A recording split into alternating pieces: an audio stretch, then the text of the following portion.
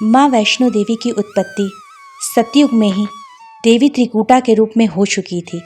फिर भी सतयुग से कलयुग तक किसकी प्रतीक्षा कर रही हैं माँ वैष्णो देवी और किसके आदेश पर त्रिकूट पर्वत पर विराजमान है माता? आखिर क्यों वैष्णो देवी को कुंवारी माता कहते हैं? किसके इंतजार में कुंवारी हैं माता वैष्णो देवी और किसके आदेश पर माता वैष्णो देवी अपने भक्तों की झोलियां भर रही हैं, उनकी मनोकामनाओं को पूर्ण कर रही हैं?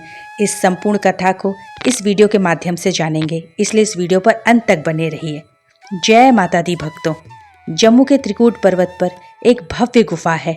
इस गुफा में प्रकृति रूप से 3 पिंडियां बनी हुई हैं। यह पिंडियां देवी सरस्वती, देवी लक्ष्मी और देवी माँ महाकाली की है। भक्तों को इन्हीं पिंडियों के दर्शन होते हैं, लेकिन माता वैष्णो देवी की यहाँ कोई पिंडी नहीं है। माता वैष्णो देवी यहाँ अदृश्य रूप से मौजूद हैं। फिर भी यह स्थान वैष्णो देवी के तीर्थ के नाम से कहलाता है। इसका कारण यह है कि माता यहाँ अदृश्य रूप में उस वचन को पूरा करने का इंतजार कर रही हैं जो भगवान श्री राम ने लंका से लौटते समय देवी त्रिकूटा को दिया था।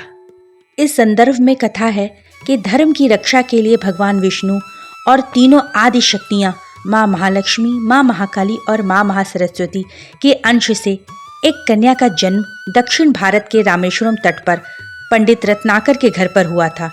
9 वर्ष की उम्र में जब उन्हें पता चला कि भगवान विष्णु ने राम के रूप में अवतार लिया है, तब देवी त्रिकूटा ने राम को पति के रूप में पाने के लिए तपस्या शुरू की।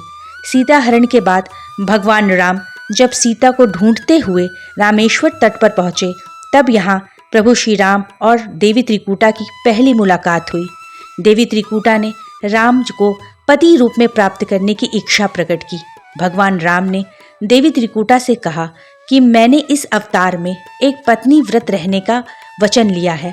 मेरा विवाह सीता से हो चुका है, इसलिए मैं आपसे विवाह नहीं कर सकता। देवी त्रिकूटा ने जब बहुत विनती किया, तब श्री राम ने कहा कि लंका से लौटते समय मैं आपके पास आऊँगा। अगर आप मुझे पहचान लेंगी तो मैं आपसे विवाह कर लूँगा। प्रभु श्री राम ने अपने वचन का पालन किया और लंका से लौटते समय देवी त्रिकूटा के पास आए, लेकिन भगवान श्री राम की माया के कारण देवी त्रिकूटा उन्हें पहचान नहीं सकी। देवी त्रिकूटा के दुख को दूर करने के लिए प्रभु श्री राम ने कहा कि देवी, आप त्रिकूट पर्वत पर एक दिव्य गुफा है।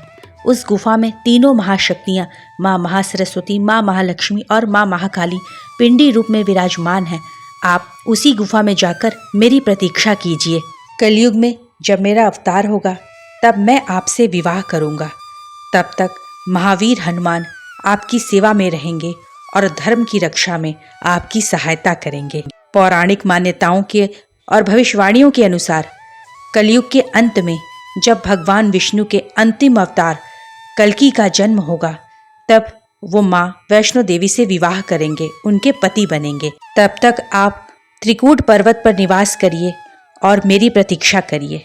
धर्म पर चलने वाले भक्तों की आप सभी मनोकामनाओं को पूर्ण कीजिए।